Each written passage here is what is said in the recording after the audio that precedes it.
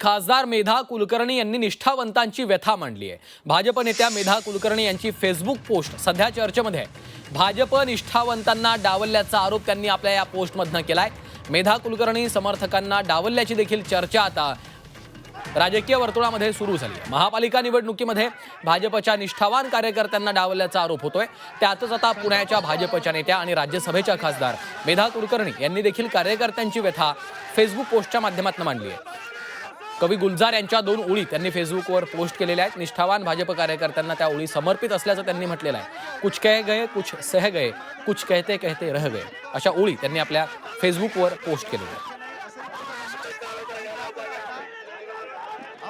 निलेश खरमरे आमचे प्रतिनिधी सध्या आपल्यासोबत थेट जोडले गेलेले आहेत। त्यांच्याकडून अधिकची माहिती घेऊयात। निलेश, आपण पाहतोय खासदार मेधा कुलकर्णी यांची ही फेसबुक पोस्ट सध्या चर्चेचा विषय आहे। या निवडणुकीच्या निमित्तानं संभाजीनगरमध्ये काय घडलं हे आपण सगळ्यांनीच बघितलेलं आहे। संभाजीनगर वगळता इतरही शहरात कशा पद्धतीनं अनेक जुन्या नेत्यांना, जुन्या कार्यकर्त्यांना, निष्ठावंतांना डावललं गेलं आणि दुसऱ्यांनाच तिकीट दिलं गेलेलं आहे। त्यामुळे थेट त्यांनी आता जाहीरपणेच फेसबुकच्या माध्यमातून आपली व्यथा व्यक्त केलेली आहे, कार्यकर्त्यांची व्यथा व्यक्त केली आहे। सरकार पुण्याचा विषय सांगायचं झालं तर पुण्यामध्ये जवळपास भाजपने 25 ते 30 निष्ठावंत जे कार्यकर्ते आहेत किंवा भाजपचे माजी नगराध्यक्ष आहेत अशा कार्यकर्त्यांना डावललेला आहे।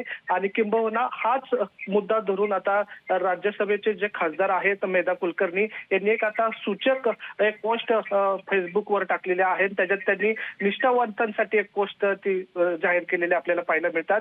कुठेतरी या प्रकरणामध्ये जे जागा वाटप झालेले आहे त्या जागा वाटपामध्ये निष्ठावंत कार्यकर्त्यांना जागा दिल्या नसल्याची खटखट जी आहे त्यांनी त्या ठिकाणी मांडलेली आपल्याला पाहायला मिळत आहे। खरं तर जर बघितलं तर या निवडणूक प्रक्रियेमध्ये जे आयात केलेले उमेदवार होते त्यांना प्राधान्य दिलेलं या ठिकाणी पाहायला मिळत होतं। त्यामुळे ज्यांनी पुण्यामध्ये ही भाजप संघटना वाढवली किंवा भाजपचे निष्ठावंत कार्यकर्ते होते त्यांना कुठेतरी डावलण्याचा सूर जो आहे तो आता या ठिकाणी उमटलेला आपल्याला पाहायला मिळतो। आणि त्याचाच परिणाम म्हणून या ठिकाणी आता भाजप खासदार मेधा कुलकर्णी यांनी पोस्ट केलेली आहे। खरं तर ही जी पोस्ट आहे ती फार मार्मिक आहे। कुछ कहे गए कुछ सहे गए कुछ कहते कहते रह गए ही फार मार्मिक पोस्ट आहे। खरं तर ही पोस्ट नेमकी कुणाला लागू होती हे पाहणं महत्वाचं असणार आहे। कारण पुण्याचे कारभारी समजण्यात आलेल्या मुरलीधर मोहोळ पुण्याच्या निवडणुकीमध्ये सक्रिय आपल्याला पाहायला मिळत होते। त्यांच्याच नेतृत्वाखाली अनेक जे उमेदवार आहेत ते या ठिकाणी दिले गेल्याचं या ठिकाणी म्हटलं आहे।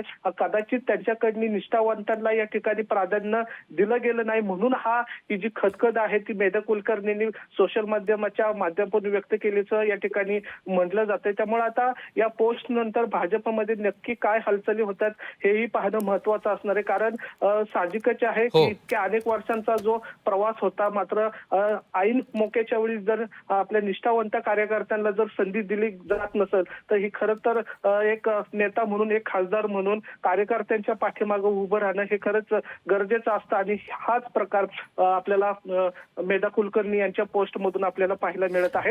निश्चितच निलेश, त्यामुळे आपण पाहतोय पुण्यामध्ये जे घडलेलं आहे त्यावर त्यांनी आपली कार्यकर्त्यांच्या या व्यथा मांडलेल्या आहेत।